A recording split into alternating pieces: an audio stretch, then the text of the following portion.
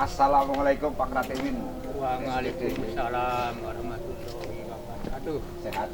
Alhamdulillah dengan sehat. Iki kula nembe sowan Pak Kades. Kula kepengin ngerti sejarahe makam Ki Bodronolo. Namung Pak Kades, ayo Pak Bombong maring makam bae nang ana Pak Ratimin wis. Oh, wis sampun maring ngoten kula terus langsung aku malah mikir alhamdulillah. Niki kula ajeng nyuwun mangke kados pundi sejarahe Ki Bodronolo. Saged nggih? Insyaallah walaupun sedikit mudah-mudahan bisa jawab. Nggih. Saenipun teng mriku karo jagung mbok. Bisa monggo. Menaja ketone kaya. Para pemirsa, saya sudah sampai di lokasi di mana Ki Bodronolo disemayamkan di sini. Juga kebetulan sudah ada ahli sejarahnya yang nanti akan menyampaikan sejarah Ki Bodronolo bagaimana. Nuwun sewu Bapak sinten nggih? Ratimin Pujo Mulyanto SPD. Ratimin Pujo Mulyanto SPD. Nriyen guru nggih Pak? Nggih. Oh, asta teng pundi? Wonten Sadang. Oh, Sadang nggih Pak. Nggih. Lah niki nuwun sewu Pak Ratimin kula nyuwun pirsa dipun beberaken sejarah Ki Badranalan iki kados pundi menurut sejarah. Monggo. Nggih. Saderengipun assalamualaikum warahmatullahi wabarakatuh. Waalaikumsalam warahmatullahi. Sugeng rawuh dumateng Bapak Bambang dari Dinas Pendidikan Kabupaten Bumen. Kersa rawuh wonten ing makom Ki Badranalan mriki. Saperlu badhe nyuwun pangertosan bab sejarah Ki Badranalan. Namung teng mriki kula namung sewetawis kemawon secara singkat mboten saged anu ingkang tadi dangu. Kawula badhe milai saking Ki Ageng Mangir kaping sekawan. Ki Ageng Mangir saking Nggih. Mataram nggih. Nggih, Oh, Ki Ageng Mangir. Kawan. Nggih. Ingkang naming iki Ageng Mangir ya Wonoboyo keempat. Tahun 1000 gangsal atus 83 nggih. Nggih, menika mundhut garwa atau memperi istri Sekar Ayu Pembayun. Sekar Ayu Pembayun nggih. Nggih, lewat kesenian ronggengipun. Oh, nggih. Nggih. Nah, Pembayune dadi ronggeng. nggih. Oh, nggih terus. Ya, ronggeng sasamunipun rampung nginipun dados ronggeng dalunipun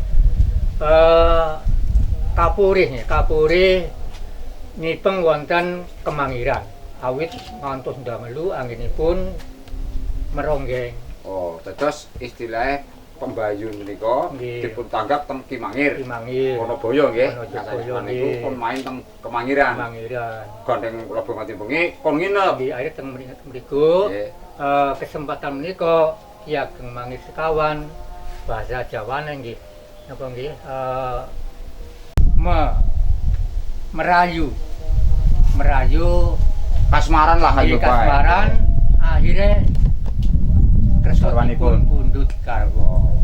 Terus Ki Ageng Mangir kaping sekawan menika garwa Sekar Pembayun nggih niku tahun 1000 gangsal 1583 Ki Mangir Wonoboyo mendhet garwa dateng. Garwa napa niki Padmi Selir? Nggih, Padmi. Termasuk Selir. Selir nggih. Termasuk Selir. Nah, sasampunipun dipun pundhut garwa sampun 8 bulan. Tapi Roro Dewi Sekar Pembayun sampun ngandhut 7 bulan. Terus anggenipun ningkah 8 bulan sampun ngandhut kaping 7 bulan. Berarti sebulan kemudian lagi. Lajeng nyuwun sowan dhateng Mataram kang Romo. Sowan kali napa Ki Ageng Mangir dhateng Mataram menika dipun sambut kalian punggawa termasuk Kanjeng Ratu Mataram. Teng mriku sasampunipun napa sungkem sirahipun napa nggih? Nggih, pustakanipun Pustakanipun dipun cepeng, dipun saut kados kilat, lajeng dijeblesaken wonten permadane. Imong kok ing ngandhep permadane niku wonten napa nggih? Watu hitam. Sehingga nggih sirahipun utawa mustakanipun Ki Ageng Mangir nggih cah berantakan rahipun tembiku terjadi apa nggih geger istilah nggih sami tangisan nggih tangisan lajeng Ratu Ayu Pembayun sempat istilah niku napa nggih semaput ya wong bojo sih bojone niku anu lajeng dipun singkiraken lajeng jenazahipun Ki Ageng Mangir lajeng dipun kula sora nggih lajeng niku critane niku dipun makumaken wonten kota gedhe niku nggih saking istilah wudel sampeng ngandhap salebetipun makom minangka lambang mantu nggih saking padaran niku dumugi Jawainipun makom minangka lambang mungsuh nggih niku nggih teng pemakaman mriku nggih niku nggih niku lajeng Raden Ayu Dewi Pembayun niku dipun seraken dhateng keluarga wonten Karanglo nggih.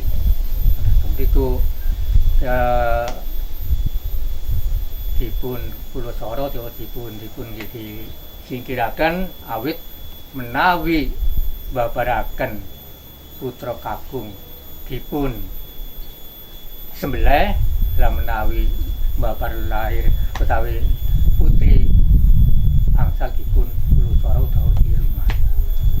Iso disingkiraken menika nggih barang pun tahun 1000 gang 184 berarti kan nikahipun 83 1000 gang 184 Ki Jabang Bali lahir kakung dipun parabi Raden Mas Maduseno Raden Mas Maduseno nggih sasampunipun dewasa nika menikah Raden Mas Maduseno nipun Raden Mas Maduseno menikah kalian putri Wojo wilayah Wojo napa maksudipun daerah istilah daerah Wojo niku nggih wonten dusun Wojo dusun Wojo wonten wilayah pundi niku wonten Yojo mawon niku Yojo nggih wonten dusun Wojo menika menikah kalian putri Wojo ingkang nami Raden Majaji nggih wonten ingkang mastani Dewi Majaji nggih sekedap berarti putranipun Ki Ageng Mangir kalian Raden Ayu Sekar Pembayun menika namung setunggal nggih Maduseno menika nggih awit napa sak sampunipun mbabaraken Ki Dewi Sekar Pembayun tilar donya wafat utawi boten dangu nggih namung kagungan putra setunggal lajeng sinaring sampunipun dipun nikah kalian nikah tahun lahir tahun 1000 gangsal 80 sekawan nggih lajeng singkating rembag atau cerita tahun 1600 kali nggih 600 kali menika menikah ingkang pundi niku ingkang Maduseno nggih Maduseno menikah kali Dewi Majaji singkang saking Wojo wau nika putra nggih putra Pangeran Hadi putranipun Pangeran Hadi saking Wojo Ngayogyakarta nggih Ngayogyakarta lajeng tahun 1603 setahun nggih babar putra ingkang pertama ingkang nami nggih Raden Mas Budro Nolo ngaten nggih lajeng Raden Mas Nolo lajeng tahun 1000 gang 1600 gangsal lahir putra ingkang nomor kali yang nami Raden Joyo Jogobaya. Jogobaya, Nggih, Raden Mas Jogobaya. Jogo. Adikipun Ki Badranala nggih. Nggih, Ah nggih, Jogobaya. Jogobaya. Nggih. Lajeng taun 1607 kan kali tahun niku. Nggih. Lahir putra ingkang nomor Tiga. 3 putri. Putri Nggih. Naminipun Nyai Ageng Perkis. Perkis, Nyai Ageng Perkis. Perkis. Nggih. Adikipun Ki Jogobaya. Nggih.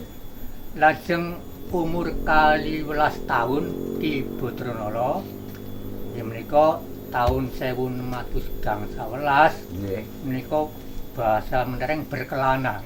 Berkelana. Istilahnya napa nggih? Mengembara. Mengembara nggih, Nggih. mengembara istilahnya bahasane ke arah Ilen barat. Ke barat. Nggih. Ngilen lah nggih, Ngilen Nggih, arahipun nggih. nggih. Lah, dumugi wonten pegunungan wonten daerah Purworejo. Mungkin Pak Lurah pirsa gunung napa Pak Lurah? Krendetan apa napa nggih? Rendet, Rendetan rendet, nggih. rendet. Lah, wonten mriku pinanggih Seh Geseng. Oh, saya geseng. Nggih. Nggih, nggih. Pinanggih Seh Geseng lajeng disuwuni pirsa naminipun sinten, putranipun sinten, putra lare saking pundi dereng sempat jawab tapi langsung dijak wonten padepokan mriki wonten padepokan Seh Geseng berarti saking Gretan langsung mriki lajeng mriki niki namine teng mriki pegunungan wonten Kamasani Geong Geong. wonten Kamasani Geong. Gunung Kenap Oh, kenap, nggih kenap-kenap nggih. kan wonten wonten ingkang namani Keong wonten ingkang namani Kenap. Kenap nggih. Dados teng mriki dipun napa nggih? Niku Gunung Geong kali kenap itu sisi pundi? Nggih. Wilayah. Niki. Oh, teng niki. Niki. Niki nggih. Nggih. Oh, nggih nggih lajeng. Niki Kenap napa Keong? Berarti Karang Kembang nggih. Nggih, teng mriki Karang Kembang. Lah. Teng mriki dipun latih keprajuritan, keprajuritan dipun latih dipun wucal kepemimpinan Dateng saking napa dateng Seh Geseng. Seh Geseng. Nggih. Oh, akhiripun pendadaranipun wonten mriki nggih, wonten Gunung Kenap lah istilahipun nggih. Geseng kepetang dilatih napa nggih? Kanuragan lah. Kanuragan. Terus dilatih keprajuritan, kanuragan lan pemerintahan. Nggih.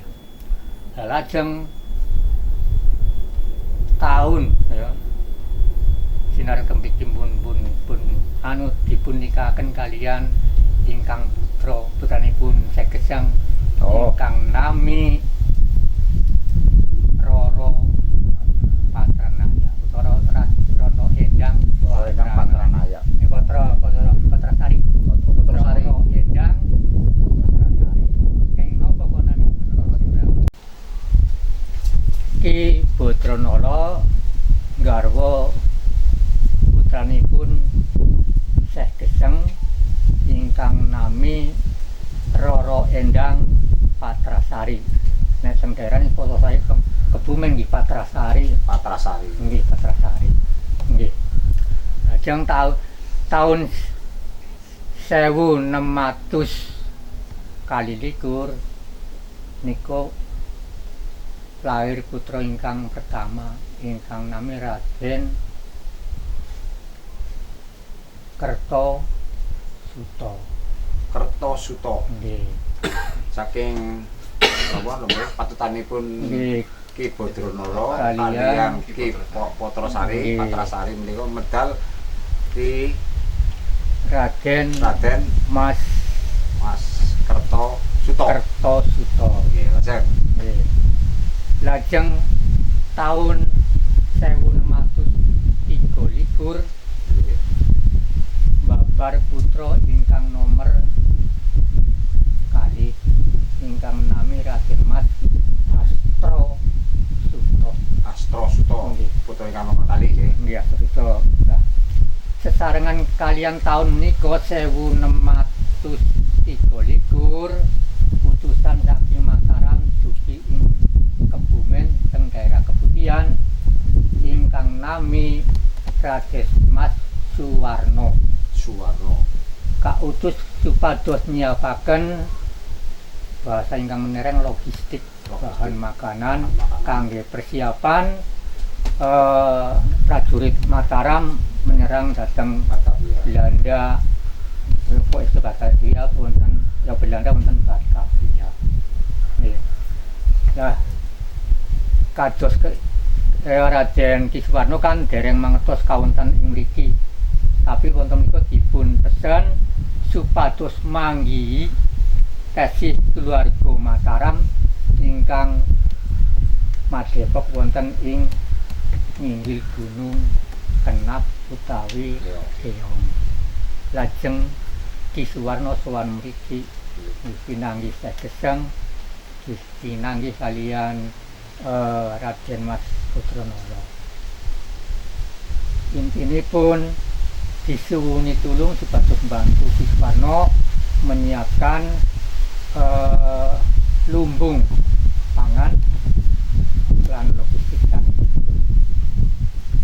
Intinipun Syekh Gesang kaliyan Raden Mas Putranala nggih siap membantu Ki Suwarno. Perlu kawula jelasaken sawetawis ingkang naminipun lumbung pangan niku mboten awujud namung bentuk lumbungipun, tapi lahan utawi sabin ingkang dipun kangge nanem pantun. Wilayahipun saking Kebumen mriki Kembang mriki ngetan Bojongsari terus ngidul dumugi akhirnya wonten Kedung Bener ngidul dumugi Wonosari. Niku wilayah nggih lumbung padinipun. Dados intinipun niku ngejanipun Kebumen niku kepetang nggih lumbung padi. Namung samenika dereng napa nggih dipun kiasaken malih supados peningkatan pertanianipun saged maju. Nah, kita mulai malih saking Ki Putranala. Sasampunipun ngawontenaken lumbung pangan ke tahun 1617 sampun siap dipun beto dhateng Batavia. Petang prajurit saking Mataram dumugi teng Kebumen tahun 1617 lajeng berangkat dhateng Jakarta. Lah menawi ingkang kawula mangertosi wonten teng Jakarta niku perang berbulan-bulan ngantos dari kedua pihak saking pihak prajurit Mataram lan Belanda Batavia sampai kehabisan senjata, kehabisan pelor, sehingga anginipun perang napa wonten ingkang lingkungan niku dipun pendet kangge senjata. Wonten belet, wonten watu, kepetang ngantos istilah nun sewu bahasa Jawane ngantos ngedalaken niku dipun pendet dipun balangaken teng pundi-pundi mboten namung sehingga teng pundi-pundi kraos mabet bahasane tai. Sehingga daerah niku dipun wastani Batavia. Saka tembung Betai, Batavia. Dadi Betawi niku bahasane Mambetai. Nggih. Dadi ngantos sapitik. Istilah niku sejarah Betawi niku saka tembung Mambetai. Istilah Betawi. Lajeng sasampunipun saged menguasai benteng napa niku namine samenika nggih damel Istiqlal niku naminipun benteng napa nika radi supaya kula. Lah sasampunipun merdeka tempat niku benteng sing kangge berlindung Belanda didamel masjid namanya Masjid Istiqlal. Rene Masjid Istiqlal niku anu benteng Belanda. Benteng Belanda nggih, benteng Belanda. Nah, kita mulai malih niku nembe tahun 1617 peperangan sampun rampung kepetang pihak Mataram istilahnya menang nggih. Lajeng prajurit kembali ke Kebumen asline kembali teng Kebumen malih. Nah, lajeng kangge persiapan peperangan terakhiripun tahun 1622 tetap akan diberangkatkan melawan Belanda malih. Tapi wonten perintah saking Mataram supaya peperangan untuk dihentikan sehingga tidak diberangkatkan lagi ke Jakarta untuk melawan Belanda. Ku sementara ngoten sejarah Ki Putranala perlu kula aturaken insyaallah kula saweg damel utawa nulis sejarah Badranala nembe dumugi Ki Badranala melahirkan anak yang pertama dan kedua dereng kita terasaken datang sangsipun. Lajeng mriki kawula nun sewu nambahi seperti nggih Pak Bambang. Nggih. Cagar budaya Ki Badranala niku saleresipun merupakan situs nggih, situs komplek ingkang antawisipun niku Ki Badranala niki piyambak nggih. Lajeng niku wonten makom Syekh Geseng. Syekh Geseng niku kepetang mara sepuhipun Ki Badranala. Tapi ngantos mriki nun sewu makomipun dereng terawat, kepetang warga mawon dereng mengenal bahwa Ki Badranala iki napa niku Naya Patra utawi Syekh Geseng niku mertuanipun Badranala. Kawula raos priyatos kula berupaya badhe istilah nggih napa nggih supaya mangke masyarakat saged ngawuninani. Nembeng nggih komplek niki petang situsipun Ki Badranala niki piyambak Syekh Geseng. Temriko wonten nembe Bapak Ibu pirsa wonten beji kewarasan. Beji kewarasan temriko wonten malih naminipun belik kewarasan. Masyarakat umumipun ngertosipun beji kewarasan nggih belik kewarasan. Padahal mboten nggih. Padahal mboten. Benten. Padahal benten. Lah, ingkang naminipun beji kewarasan niki riyin saderengipun Syekh Geseng wonten mriki niki tasih wonten kehidupan. Mumpun wonten kehidupan ingkang napa nggih gadhahi adat istiadat keyakinan bahwa hidup ada yang menciptakan, ada yang memberi hidup, dan untuk memuja yang sang pencipta dengan cara korban. Korban supados diberi kesehatan, keselamatan termasuk pertanian apa perburuanipun saged lancar. Korbanipun apa nek kula aturaken janipun radi ngegiri sih. Napa perlu napa mboten? Napa perlu mangke dikono? Nggih. Lah korban iku awujud menungsa sing tasih prawan. Lajeng. Lah anginipun nyembelih saben-saben jemaklipun niku wonten mriku. Wonten beji. Beji niku wujudipun kados sumur semanten wiyaripun nanti. Niku lebet napa nggih setengah watu. Setengah watu. Lah anggenipun nembe korban ngangge prawan diartikan kembang. Kasih kembang. Prawan kan kasih kembang. Nggih. Lah watu niku diibaratkan karang. Jadi karang kembang. Jadi karang kembang. Jadi awal mulanya ceritanya desa Karangkembang Nggih, berarti itu. beji niku nggih berarti nggih. Terus wonten sejarah malih niki kula singkat mawon. Sak sampunipun Syekh Geseng wonten mriki bahasa teng agama riyaduh lah. Riyaduh niki istilahnya napa nggih? Minta kepada Tuhan supaya niki kan aura-aura niku kan dari kehidupan orang-orang yang itu. Nah, niku terus nguji tubuh akhirnya diparingi pengikah sembadan. Suasana niki semuanya gelap terus padang. Terus teng mriku kan wonten niku wit-wit napa? Wit-wit aren. Aren niku kan mun ditebangi. Nah niku keajaiban sami tukul kembang. Tukul kembang. Terus akhirnya nami niku di apa nggih tetep di anu tapi ngangge versi ingkang enggak.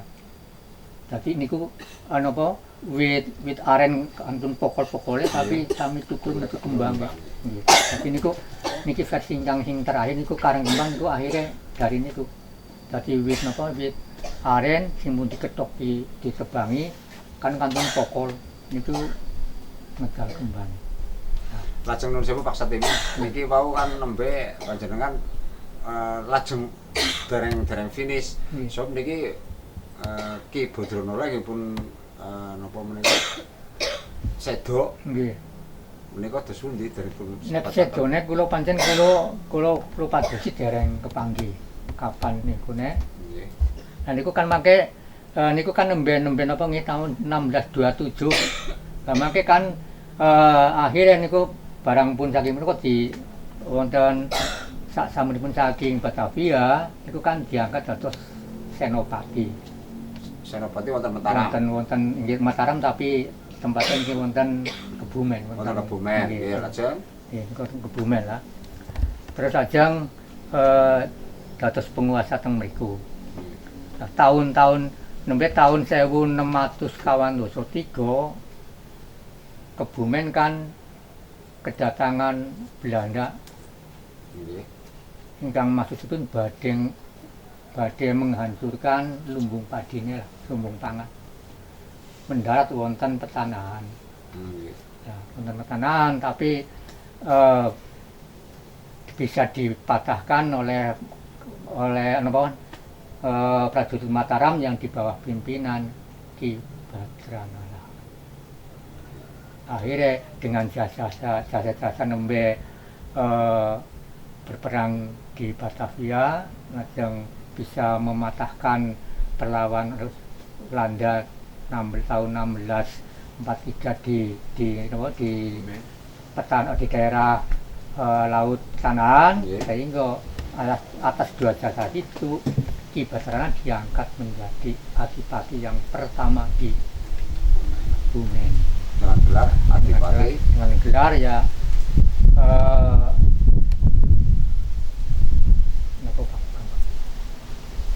Ki Tumenggung napa-napa mboten. Langsung Ki Gede apa Ki? Oke Gede. Nggih. Ki Gede Badranala nggih. Nggih. Ki Gede Panjer Roma. Oh, oke. Nggih, Panjer Roma. Ki Gede Panjer Roma. Napa Ki Ageng Panjer Roma nggih istilahnya Ki Gede lah. Ki Gede Panjer Roma. Iya lajeng. Nggih, lajeng dados adipati sasampunipun sepuh lajeng keprabon utawi kepemimpinan itu diserahkan dhateng putranipun ingkang nomor awit nomor ingkang putra ingkang nomor setunggal mun dados perdana menapa teng daerah Kalijirep niki. Oh. Nggih. Dadi niki sebagai apa niki Panjer Roma yang kedua diserahkan kepada anak yang nomor 2. Ki Joyoboyo. Anu Ki Raden Bagus Hastrosuto. Oh, Hastrosuto nggih. Nggih. Ki Hastrosuto. Lah. Lajeng tahun 1677 Pangeran Bumidirjo datang ke Kebumen. Nggih. Mungkin karena namanya Panjer Roma nggih berarti nggih. Nggih, terus ke Kebumen. Mungkin karena di sana berselisih pendapat dengan Ratu Mataram sehingga pergi meninggalkan tempat sebelum mendapat hukuman mati. Kebumen sampai di Kebumen diterima oleh Ki Panjer Roma. Ki Putronolo menika. Ini akhirnya teng mriki masih pepunten daerah Luk Ulo niku Cilon nggih. Ulo Ki Bumi Dirjo niku. yang akhirnya wonten anu saking Mataram iki menyingkir awit ada perintah supaya dibawa pulang baik mati maupun Nggih, sekitar niki Nggih. kantos anu Putronolipun kemawon. nggih. Kados pundi dumugi Oh, nggih. sedanipun. Lah Ki Putronolo sasampunipun menyerahkan kepemimpinan dhateng ingkang putra nomor kali Nggih. terus niat badhe nggih ke Mandito. Artinya napa nggih mengutamakan terhadap apa ya keagamaan Keagamaan. yang kalau istilahnya untuk bersujud kepada Tuhan. Nah, di sini istilahnya ya bertapa dengan istrinya hingga sampai matinya di sini, Di tempat ini. di tempat ini. Jadi ya matinya di tempat ini, kemudian dikubur di sini. Jadi adapun meninggalnya tahun berapa memang saya sendiri belum menemukan. Artinya Ki Putronolo setelah mengundurkan diri tidak memegang tampuk kepemimpinan di Iya. wilayah Panjeroma, Terus akhirnya istilah Ini, Mandito nggih. iya, Mandito. Terus sampai Ini meninggalnya di sampai- Gunung Kenap ini. ya di Gunung Kenap ini.